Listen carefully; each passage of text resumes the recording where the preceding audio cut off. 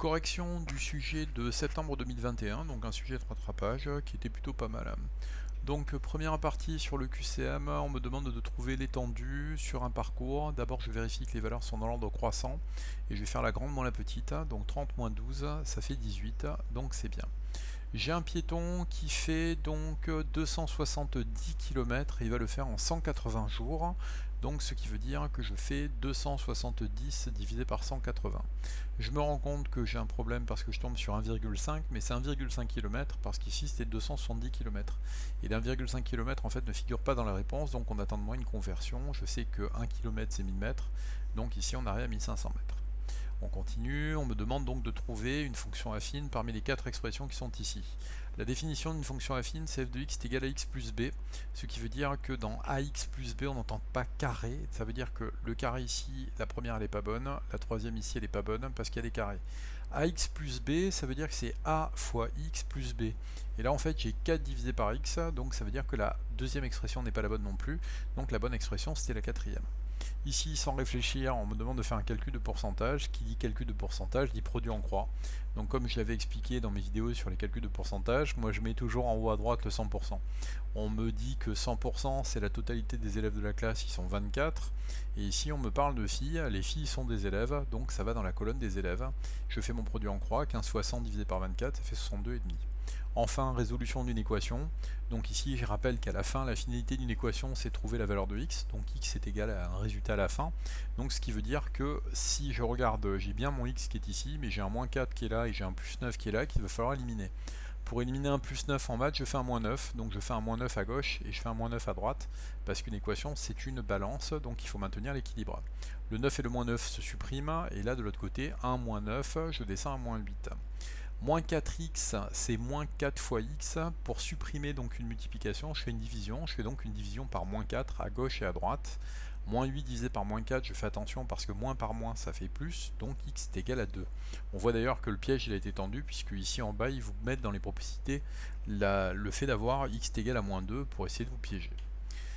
On continue ici, déjà d'entrée de jeu, sans même lire l'énoncé, je vois qu'ici j'ai une fonction qui est une fonction affine, ça veut dire que je vais avoir une droite qui ne passera pas par 0 et je sais qu'elle va passer par plus 2.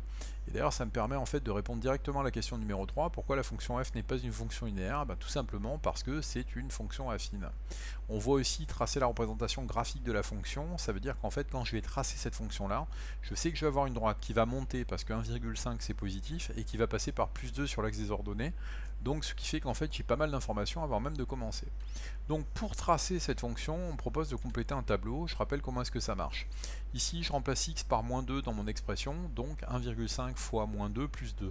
Ensuite je remplace par 2 1,5 fois 2 plus 2, et enfin je remplace par 5 1,5 fois 5 plus 5.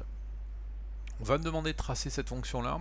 Je me rappelle que d'abord je commence toujours par la valeur de x qui est sur l'axe des abscisses et l'axe horizontal, et ensuite j'enchaîne sur l'axe des ordonnées qui est l'axe vertical. Donc j'ai placé le point de coordonnées moins 2, moins 1, 2, 5 et 5, 9 et demi. Donc ici on voit bien que j'ai le point 2, 5, ici le point 5, ici 9 et demi, et ici j'ai bien moins 2, moins 1, et j'ai bien une droite qui passe par mon fameux 2, puisque mon expression c'est 1,5x plus 2, et j'ai aussi une droite qui monte. Donc on me posait la question pourquoi est-ce que ceci n'est pas une fonction linéaire, et j'avais la possibilité de dire parce que c'est une fonction affine, mais je peux aussi dire que ce n'est pas une fonction linéaire parce que ce n'est pas une droite qui passe par 0. On me demandait enfin de dire quel était l'antécédent de 6,5 par la fonction. Alors je rappelle que quand on me demande de trouver une image, je pars de l'axe des abscisses, je monte, je tape dans la droite et je vais aller regarder ici sur l'axe des ordonnées quelle est la valeur. Et quand cette fois-ci on me demande de trouver l'antécédent, c'est dans le sens inverse, c'est-à-dire je pars de l'axe des ordonnées, donc ici, je tape dans la droite et après je redescends pour trouver la valeur. Donc on me dit l'antécédent de 6,5, je me mets à 6,5, je tape dans la droite, je redescends et je vais donc trouver que l'antécédent de 6,5 par la droite, ça fait 3. C'est application directe du cours. Ici maintenant on parle de vêtements d'occasion, j'ai 1500 personnes qui sont interrogées, des gens qui ont acheté un vêtement d'occasion sur un site internet et d'autres qui ont acheté en friperie. On me demande de trouver la probabilité qu'une personne ait acheté un vêtement d'occasion dans une friperie. Ils sont 375 à avoir acheté en friperie sur un total de 1500, donc 375 divisé par 1500, calculatrice, et j'obtiens 0,25. On me demande maintenant de prouver que toutes les personnes qui ont acheté donc un vêtement d'occasion, ça représente une probabilité de 0,4. J'en ai 375 ici, j'en ai 225 ici, donc la totalité ça en fait 600. 600 divisé par 1500, ça fait 0,4, donc je suis content. Enfin, on me demande de dire quelle est la probabilité des gens qui n'ont pas acheté en friperie. Et pardon, qui n'ont pas acheté d'occasion, donc ni en friperie ni sur internet. Donc en fait c'est pas compliqué, quelqu'un qui n'a pas acheté d'occasion c'est quelqu'un qui a acheté du neuf, donc c'est le contraire d'acheter d'occasion.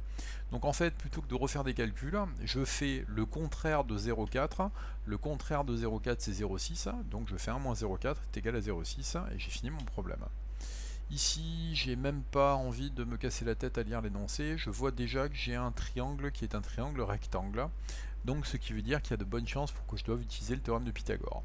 Donc ici, on me demande de calculer la longueur BD qui est ici, on voit qu'on me donne la longueur BN qui est ici, et on voit qu'on me donne la longueur DN qui est ici.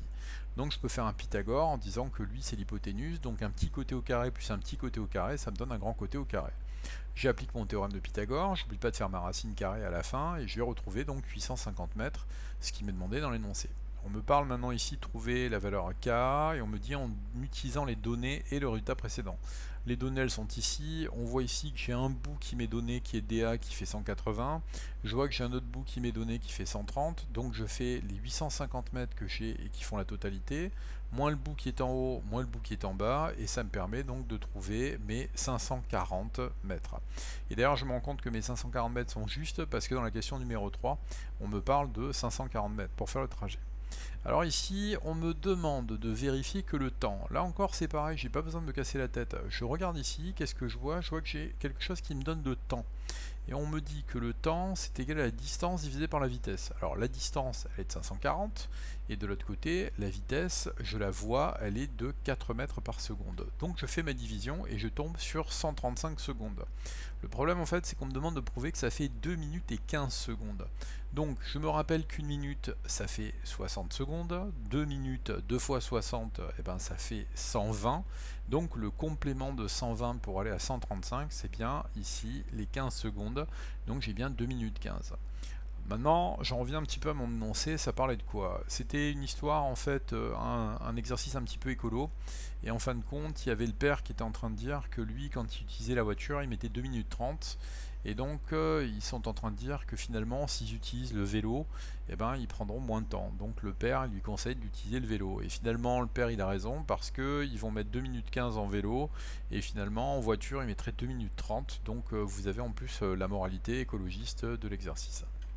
On continue, on passe à Scratch qui sera le dernier exercice. On est dans une production de viande de bœuf qui émet une quantité importante de CO2 dans l'atmosphère. Afin de sensibiliser les élèves, on va donc leur proposer de faire des calculs. Donc ici, d'après l'extrait, quelle est la quantité de CO2 émise par la production d'une part de viande? Donc ici en fait, il ne faut pas chercher bien compliqué, on voit que la seule ligne sur laquelle il y a part de viande, il y a celle-là, mais il n'y a pas de nombre.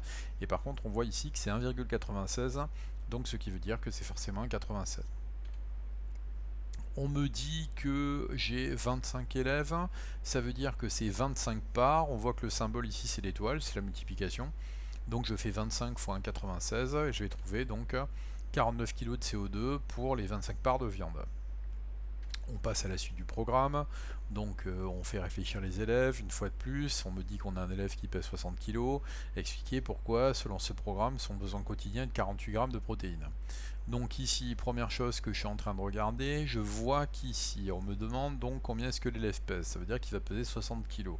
Donc le 60 kg, ça veut dire qu'on va le retrouver ici. Et le seul calcul qui va être fait pour les protéines, puisque ici on voit qu'il y a un calcul qui est fait là, c'est 0,8 multiplié par 60. Et ça tombe bien parce que 0,8 multiplié par 60, ça fait 48. C'est un peu de logique, c'est-à-dire qu'en fait, on est dans les premières questions, donc ça veut dire que ça va forcément porter sur le début du programme. Il ne faut pas chercher forcément très compliqué. Ensuite, on me dit d'après ce programme quelle est la quantité de viande correspondant à ce besoin quotidien de 48 grammes de protéines. Là, ici, c'est pareil, j'ai pas de calcul, et là, par contre, ici, je vois que j'ai un calcul avec des protéines d'un côté, donc ce qui veut dire que je vais faire mon 48 divisé par 26 multiplié par 100, et ça va me permettre de trouver ici 185 grammes de viande. Ça fait un beau steak, donc ça veut dire qu'en fait c'est pas totalement illogique comme résultat, c'est aussi important de se le rappeler.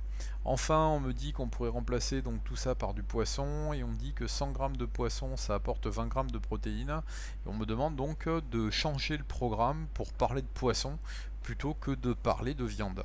Donc ici, ben, c'est pas compliqué, hein. La seule partie qui correspond à la viande, c'est ici. Ça veut dire que le 26, je vais le changer en 20, et le gramme de viande, je vais le changer en grammes de poisson. Donc ici, voilà, pas plus que ça, quoi. On a donc un sujet qui est plutôt complet, qui n'est pas très difficile, qui demande quand même quelques connaissances de cours, un petit peu comme d'habitude, pas trop de réflexion, mais un petit peu quand même, et de faire un petit peu des efforts pour apprendre des définitions, comme sur les fonctions affines par exemple, qui sont données ici.